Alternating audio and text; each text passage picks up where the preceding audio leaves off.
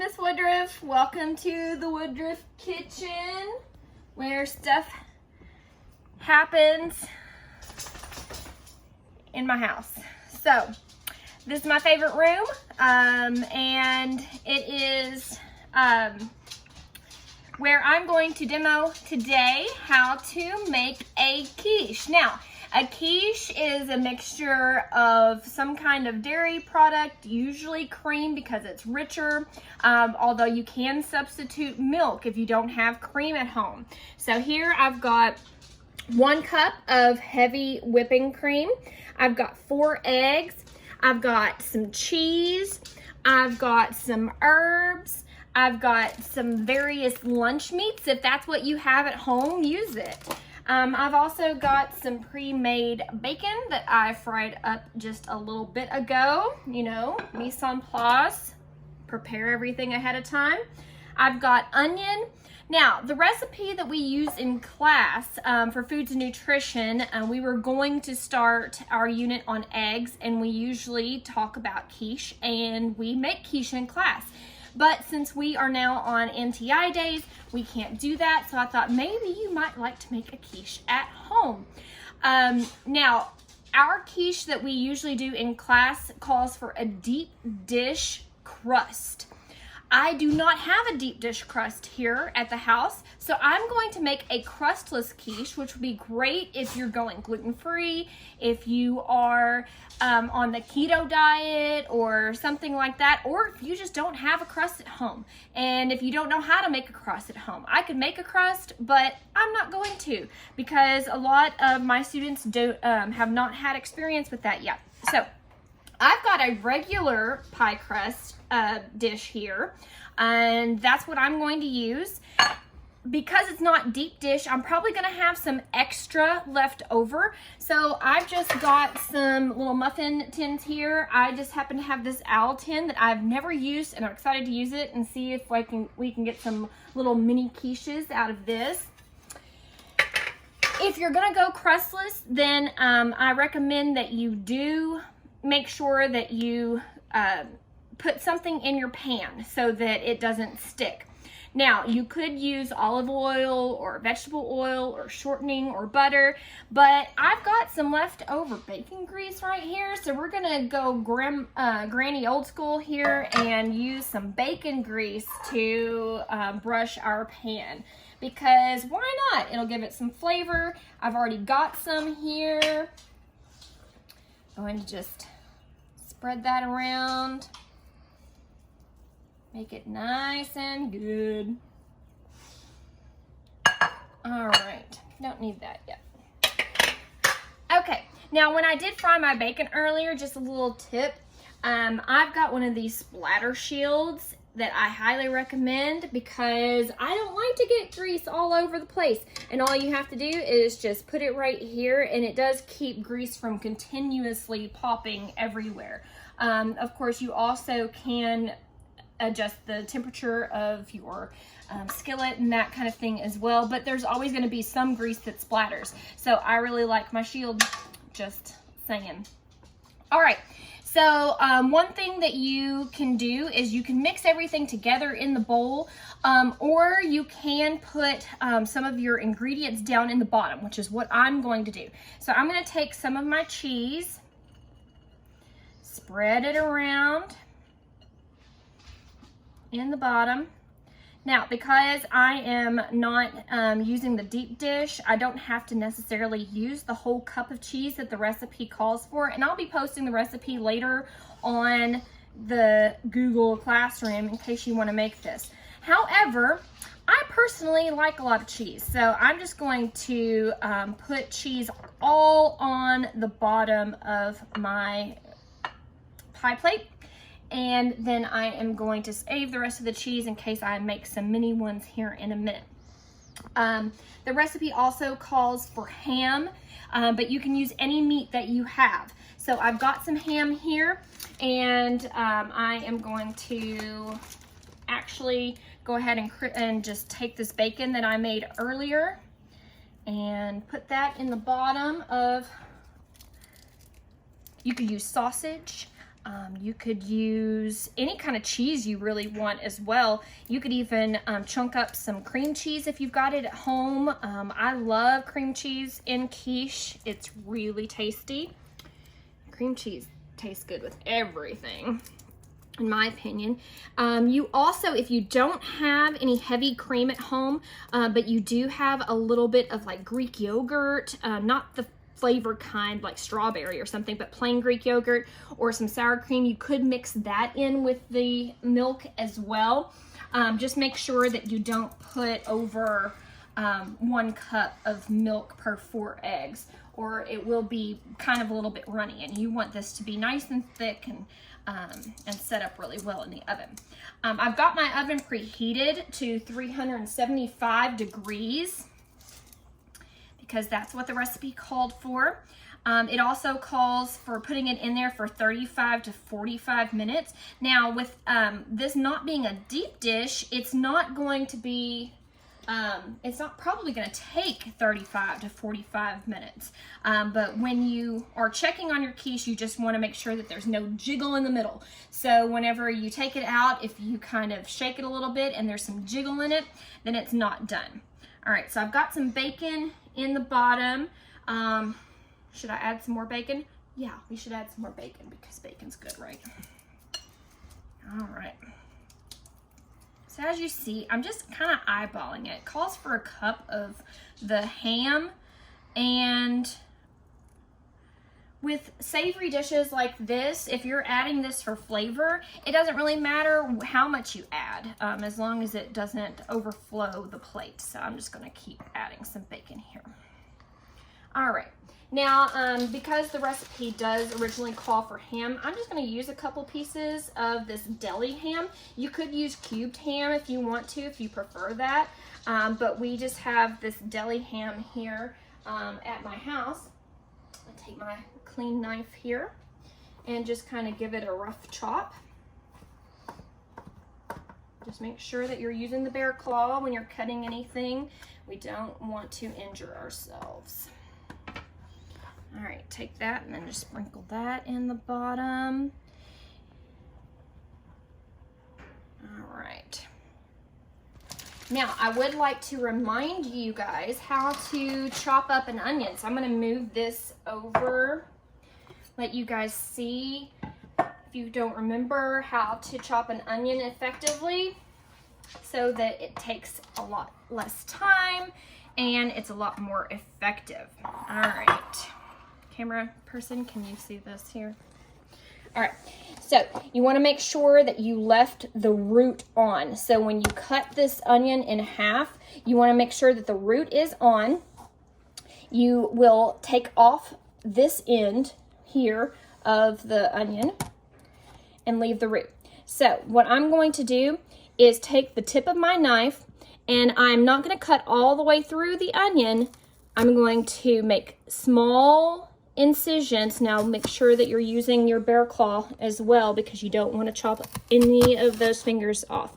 And you're just going to tip all the way down to the cutting board.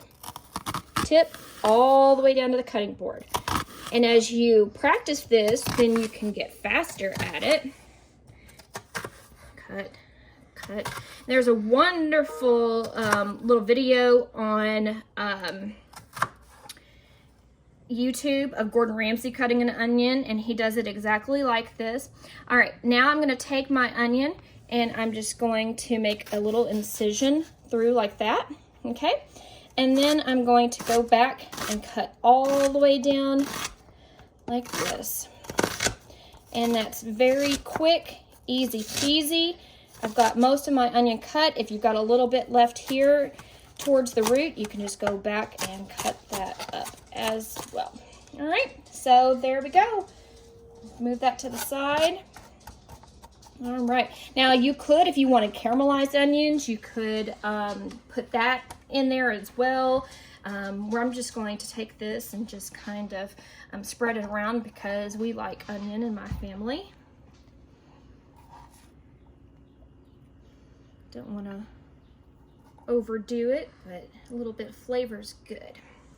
All right, you could also add some garlic.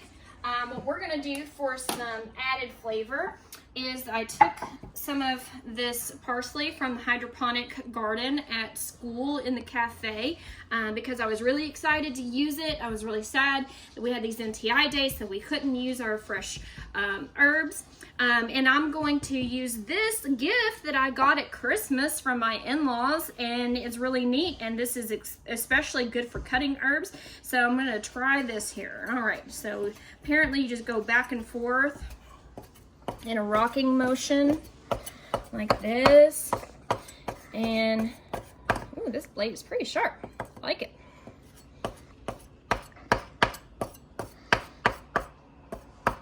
All right, done. Was pretty simple. All right, I'm gonna spread that all over as well. Get some herbs in there. All right, put that to the side. Always make sure that you're trying to clean as you go and organize your space. I'm also going to put this ham over here. All right, now for the main part of quiche, eggs. So we're going to take our eggs and we are going to break them. One, two,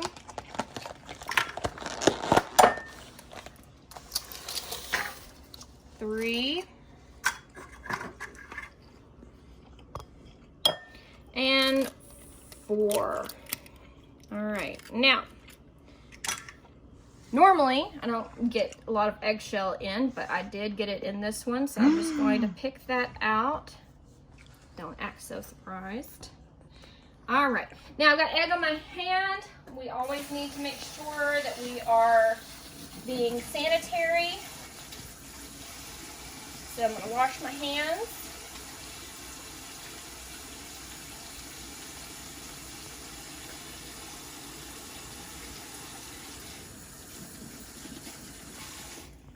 All right. Okay, so I've got my 4 eggs. Now I'm going to add my 1 cup of cream.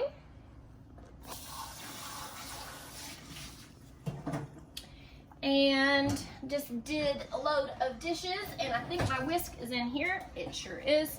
Now, if you do not have a whisk at home, that is okay, because a lot of times I just use a fork if my whisk is dirty in the dishwasher or something like that. I can't find it. And just whisk it up. It's always good when you're whisking something like this to turn the bowl. Just tip it to the side and just make circular motions. Gentle. We're not trying to whip up any kind of meringue or whipped cream, so it doesn't have to be too vigorous. All right.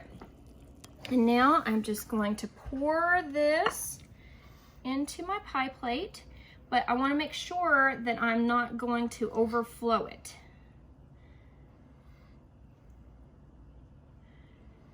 And that's probably good. I definitely do not want to overflow. Now, also, one other thing, when you're making a quiche, it is easier to move this in and out of the oven if you put this on a baking sheet like this. All right, so now I'm going to move this into the oven.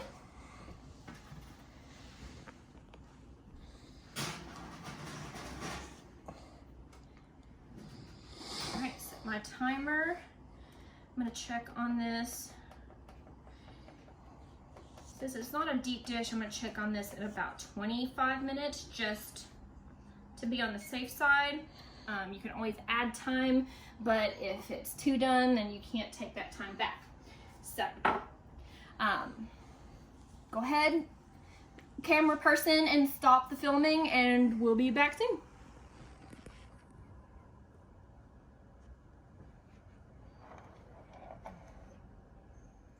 It has been 25 minutes, so I'm now gonna check my quiche, and I'm doing the jiggle. Now see how it jiggles in the middle? It's not set up yet.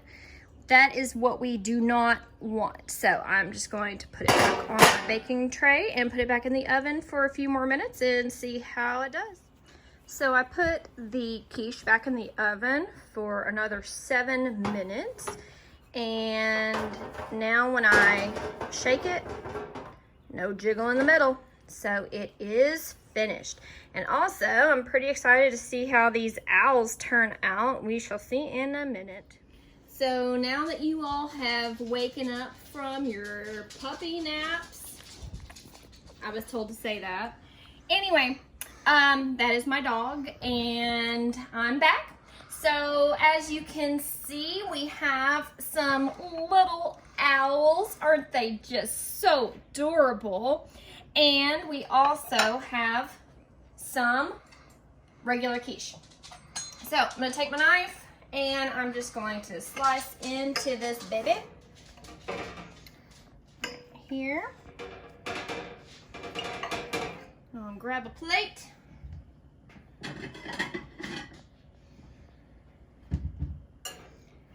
Make sure that you pull up from the edges or else you might end up tearing it apart.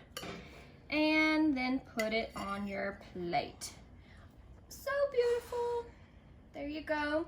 That is quiche without a crust, but you could definitely make it with a crust. I know that my Culinary 2 students better know how to make a crust because we practiced at the beginning of the year.